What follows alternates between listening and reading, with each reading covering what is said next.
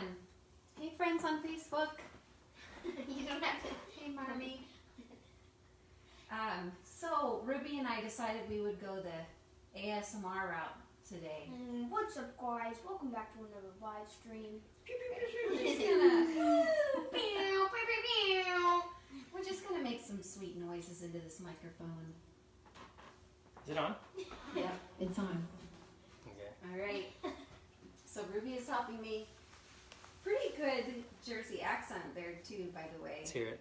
That's just the YouTuber live stream. That's it. That's the vibe. What's up, guys? Yeah, okay. Do you see that's like right on my eyeball? Okay. Can it go up? Yes. Okay. Can. And Troy's behind That's the not scenes. better. Is that better? No. It kind of finds me wherever it goes.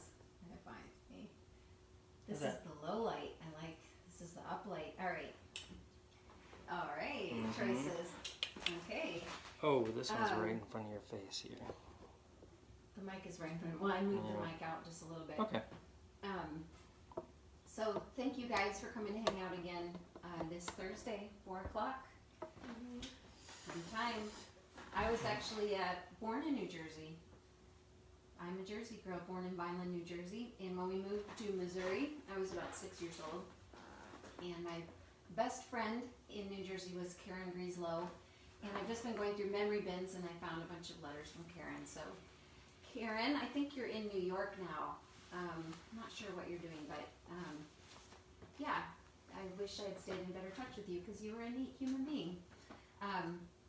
But when we got to Missouri, someone asked me why I don't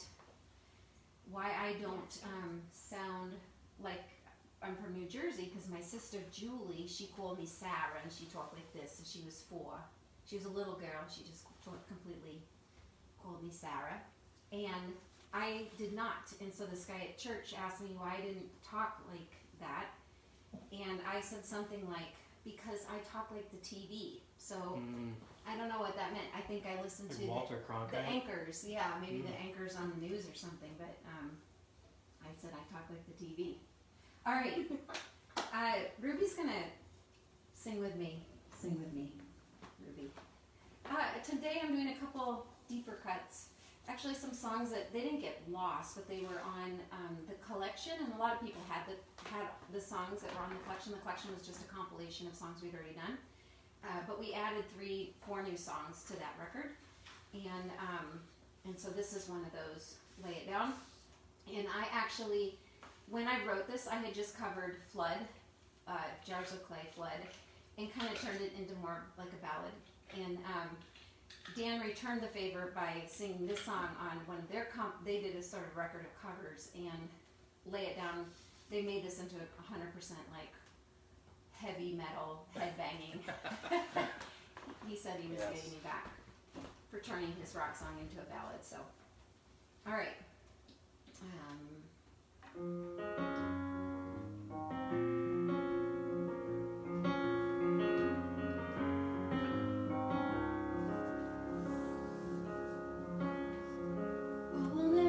Short on people, we will never be short on travel. It's a well-worn path. Why on earth do we feel alone?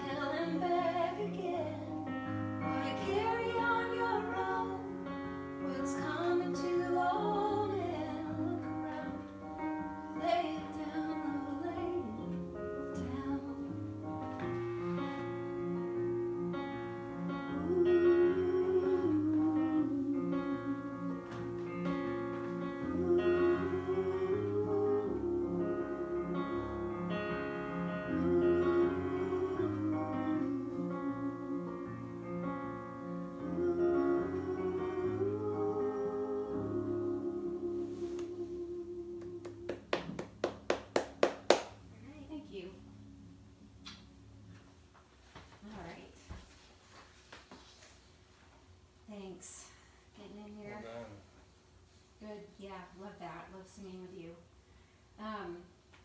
So I was revisiting these songs because this next song had come to my mind when I was driving, and I was thinking about all of us. Did you need to make, No, you're look like fine. you're making adjustments? I'm going to get a drink really quick. Wearing my Parte earrings, thanks to You're the Party. Just made these, and they make you feel like you're living the party life. We were on the road for 17 years, pretty much out more than we were home. Mm-hmm. And so I was thinking about something that brought to mind how we were really living off the kindness of strangers for many years.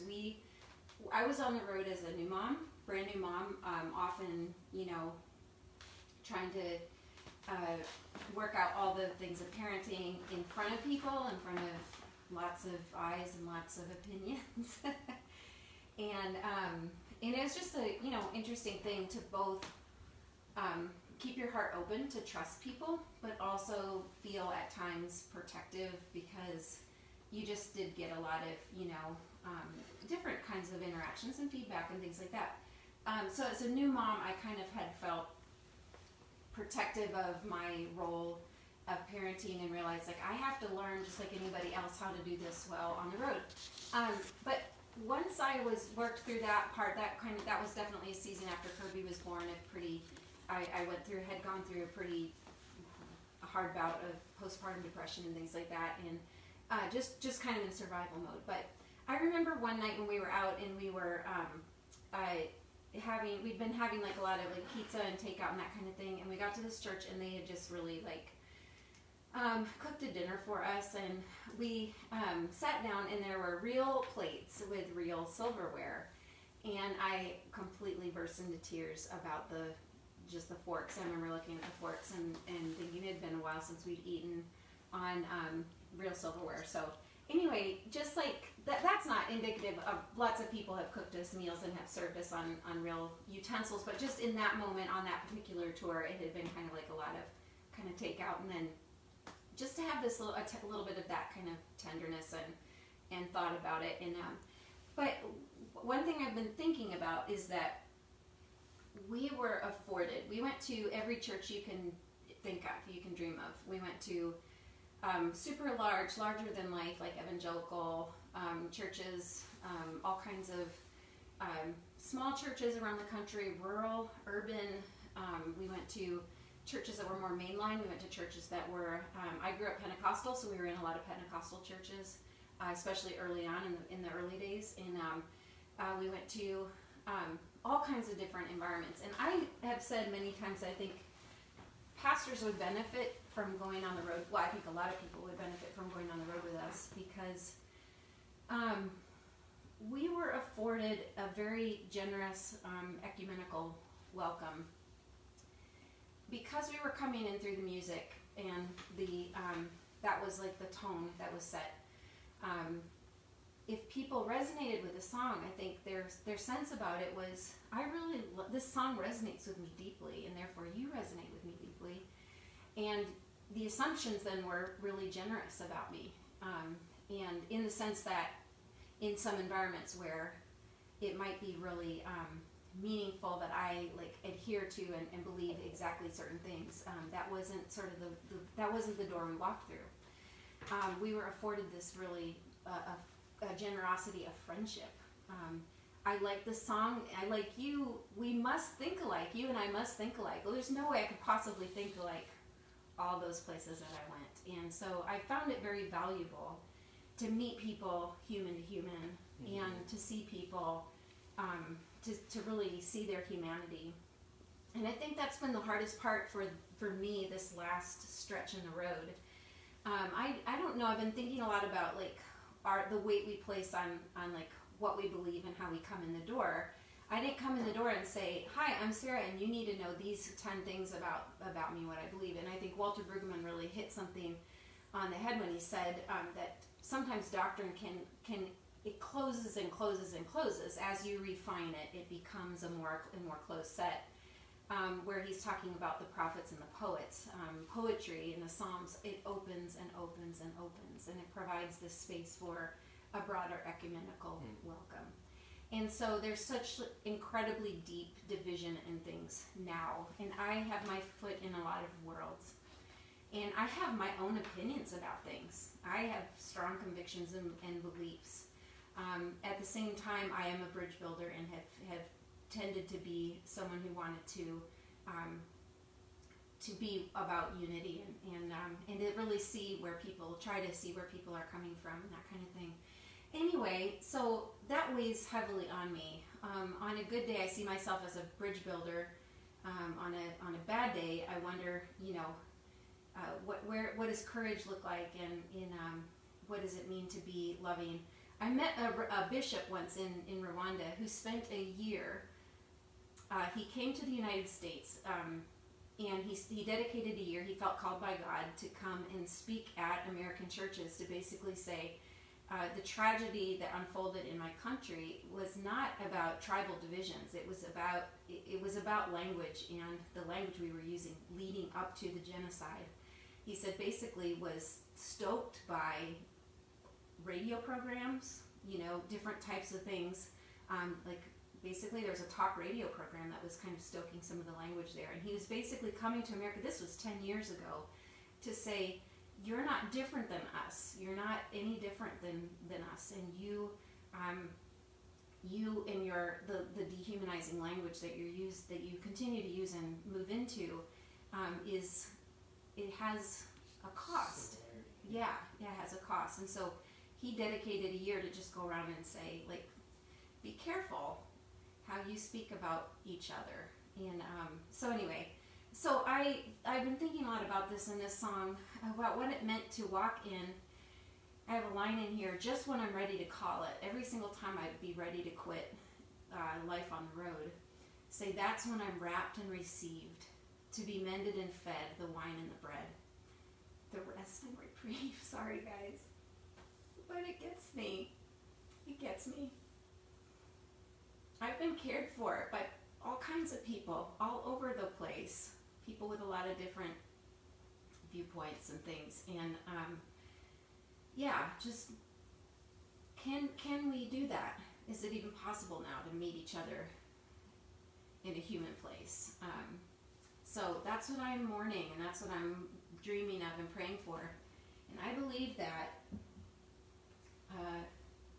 stories beget stories, hope begets hope, kindness begets kindness, love begets love.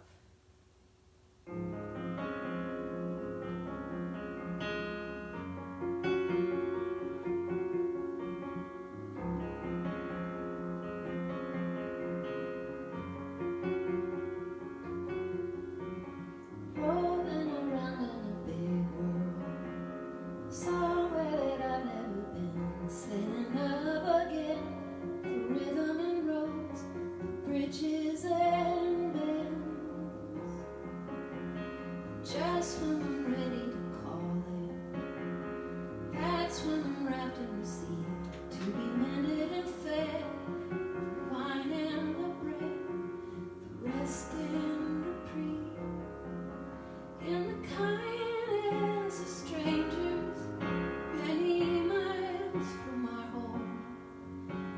We have spoken to angels, we have seen just a hint of our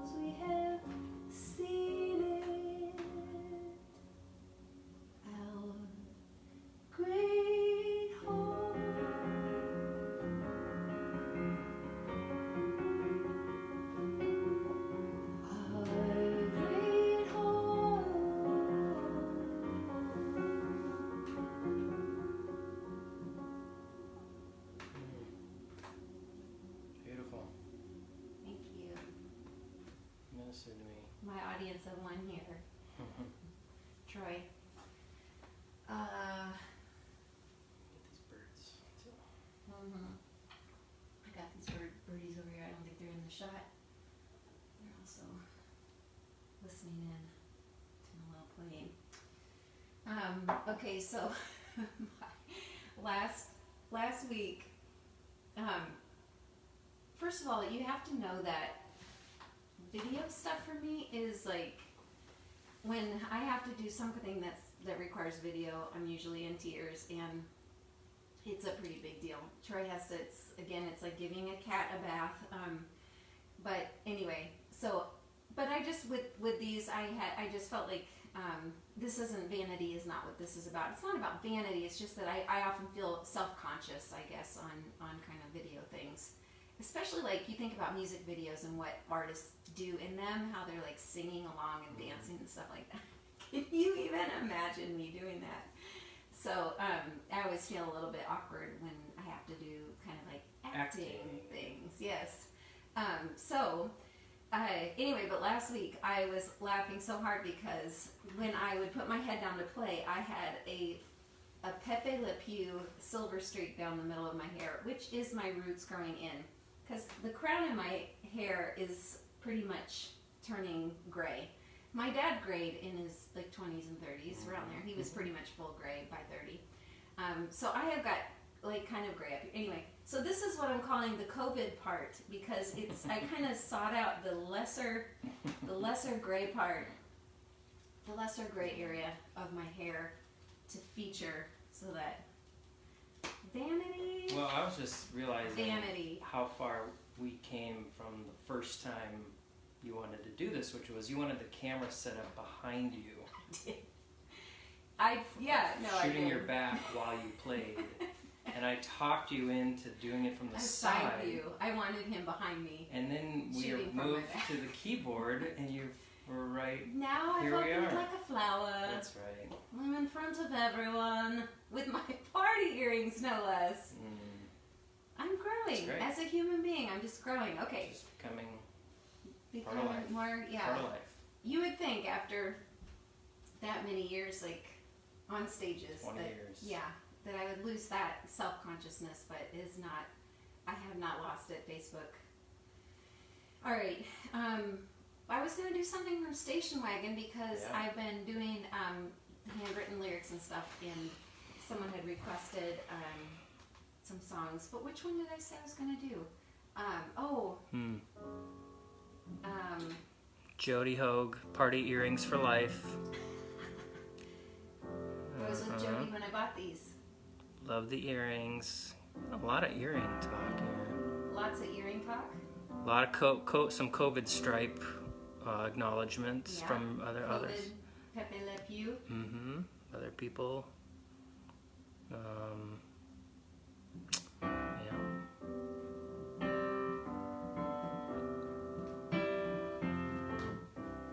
I just wrote this out for handwritten lyrics, which can be ordered at my website.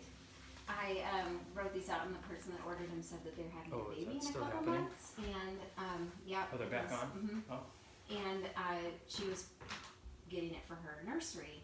But this was a song I wrote when I did a record called Station Wagon, Songs for Parents. But we didn't know how to title it because it wasn't really all for kids, and it really definitely was for parents. It wasn't all for parents, but it was produced by Don Chaffer. Lori Chaffer sang on it quite a bit with me, and those guys are gold. Just awesome, incredible, creative people. Water Deep Forever, Party Earrings, and Water Deep Forever. And they, this song, when I was pregnant, I just had the sense that I had a lot of, like, I would be teaching, but that, like, I just couldn't wait to kind of rediscover. I think you live your life, or can, 3 times, and this would even play out for people that don't have their own biological children or don't have children by adoption. But you kind of have your childhood, and then you kind of have this time where you're like reliving life through the eyes of a child in your life. And then you are a grandparent. I think that's another kind of go around of revisiting, like the zoo and different fun things that you go through these times where you forget about things like that, and then you rediscover like childlike things. I did not practice this one, so this one. When you reach the proper age, I will teach you to read, and you can turn the pages. How to dress and tie your shoes. You Need to can't get on tear this. up. You're gonna make me tear up. Okay. Okay. You wanna hop back here? No. No? Alright. When you reach the proper age, I will teach you to read, and you can turn the pages. How to dress and tie your shoes. Your 1 plus 1s and your 2 times 2s, and you'll teach me of hearts and dreams and all the most important things, and all that I have lost along the way, and I can't wait.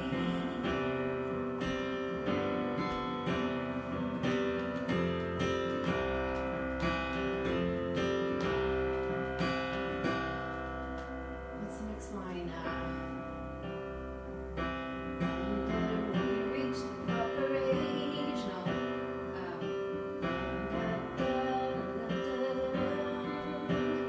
How to ride your bike and kick your legs out on the swings. How to hold your hands and bow your head. How to say your prayers when you go to bed. And you'll teach me of hearts and dreams and all the most important things, and all that I have lost along the way, and I can't wait.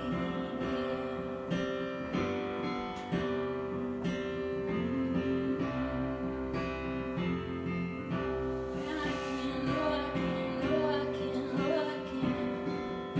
I just can't wait. Oh, how you sleep so peacefully. Oh, how do you trust unflinchingly? Oh, how do you love so faithfully? Oh, how do you dance so joyfully? Oh, you teach me of hearts and dreams, and all the most important things, and all that I have lost along the way, and I can't wait. No, I can't wait. No, I can, no, I can, no, I can, no, I can, no, I just can't wait.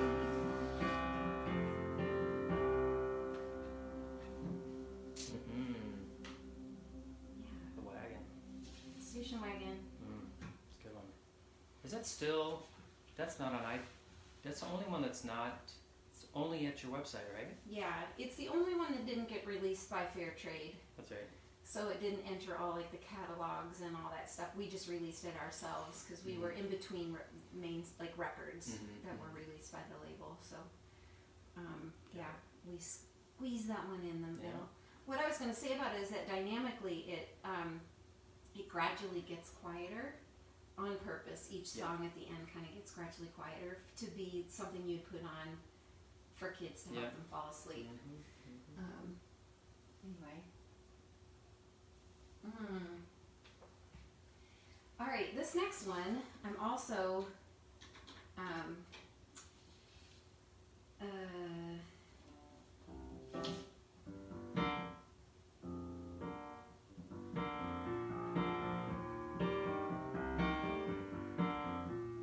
did you turn down the piano? I did. Oh, Well, okay. yeah, sorry. That I one think was- it's okay. Go ahead. I was hitting it this one I thought would kind of fit. I know these aren't as well known, so I hope you're enjoying them. But this one was added to the collection. We did 4 original songs when we released the collection, and this was about our coming to St. Paul when we were leaving kind of our suburban mini kingdom. We downsized by a tremendous amount. We went from we downsized, and we went through all of our stuff. We moved into basically like a little house, and we had to build sort of custom beds for the boys because you couldn't fit two real beds in there. And then by the time we moved, we did move down the street a bit, but we just a year ago, we were there 8 years, 7 years. Yeah. But the boys' feet were growing into their bookshelves. We had bookshelves at the bottom of their beds, and they were growing into their bookshelves. And so we've enjoyed a little bit more room, but it was a tiny place, and we put all of our stuff. We got rid of most everything because we didn't have any room, and everything that was in the house, a lot of it was built in, little benches and things like that. So we saved just a few things that we put in the garage, and we had to go on tour, and we put a few things, our favorite things that we were going to keep in the garage. And Troy locked up the garage, and we went on the bus, and we left for a tour, and we came back, and 3 weeks later we came back, and Troy opens the garage door, and this very skinny, gnarly cat comes stumbling out of the garage and had been in, and the smell was rough. And that cat had puked and peed and pooped on everything.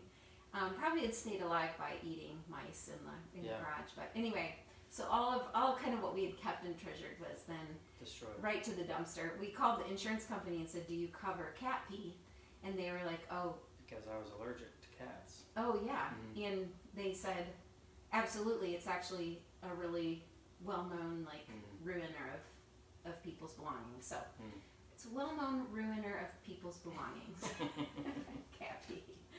Okay, that has nothing to do with this song. Where did we go there? Okay, that move. That time, yeah, we had a lot of heart preparation to start Art House and move to St. Paul and launch what has been a very life-giving project over here, and has brought us a lot of neat community, and it's been good.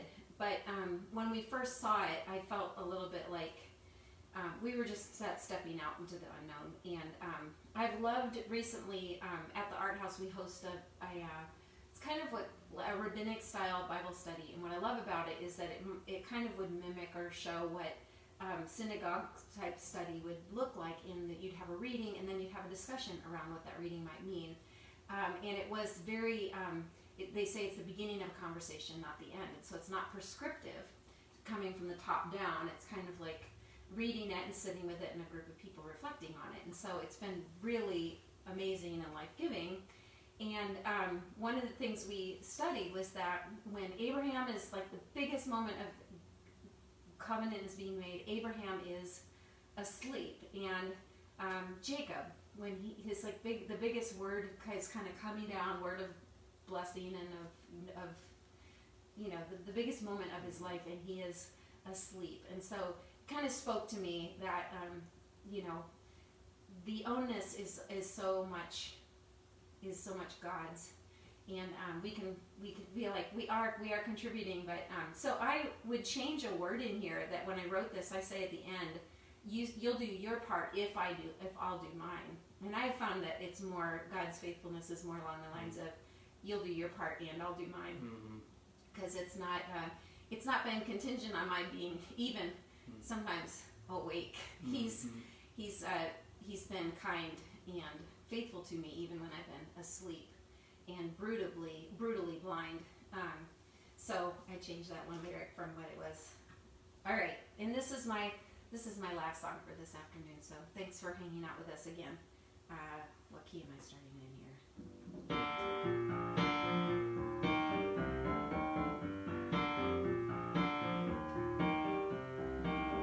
To the spot at the edge of town, pointed to the fading light. Said you had a plan for a plot of ground, left me kind of starry-eyed. I'm strangely ready for what comes next. strangely ready. It's hard to describe 'cause it makes no sense. I'm strangely ready for what comes next.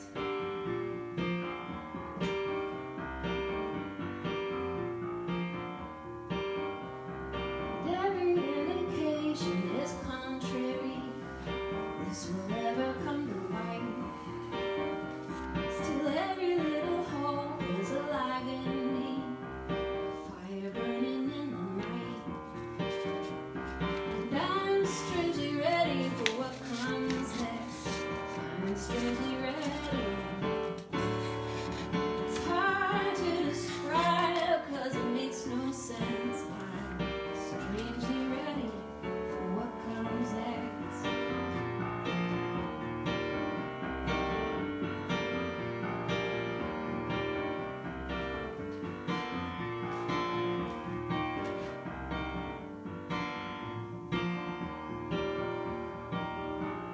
I'm strangely ready.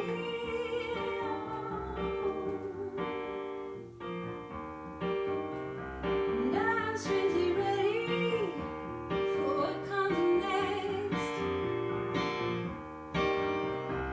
I'm strangely ready for what comes next. A vision in the night, a fire in the sky. 'Cause you said you'll do your part and I'll do mine. I'm strangely ready. I'm strangely ready for what comes next. For what comes next. For what comes next. For what comes next. Thank you guys. Did you want me to? Oh, did you want to share that again at all? No, this is Uncommon, good. that's This good is- there. Yeah, something I can Thanks do to later. everyone who joined last week on Yes, Patreon. last week we had sweet people join us on Patreon. Thank you. And I did mention that just a little bit that I think patronage for individual artists and kind of the artists that are speaking to your life the most. I say that you can't possibly support all the artists you listen to with streaming platforms because that's not where we're at. You're going to listen to hundreds of artists. You're going to have access to millions of songs. So in this new era of support, Troy and I say, like, think of who are the core artists that you like. You sit down and you read the lyrics to everything, and you're like, it's really kind of like, are there 3? Are there 5? Are there a couple? And again, like I said, it may not be me for you. It might be someone else. But is there an artist that you really want to see making music, putting music into the world? And then look up the ways you can support them. Patreon is a good platform for that because it's just basically like old-fashioned patronage, and it acts also as a community. So we're talking together. If you go to sarahgroves.com, you can find all the information there. Thank you, friends. You know how to. I do.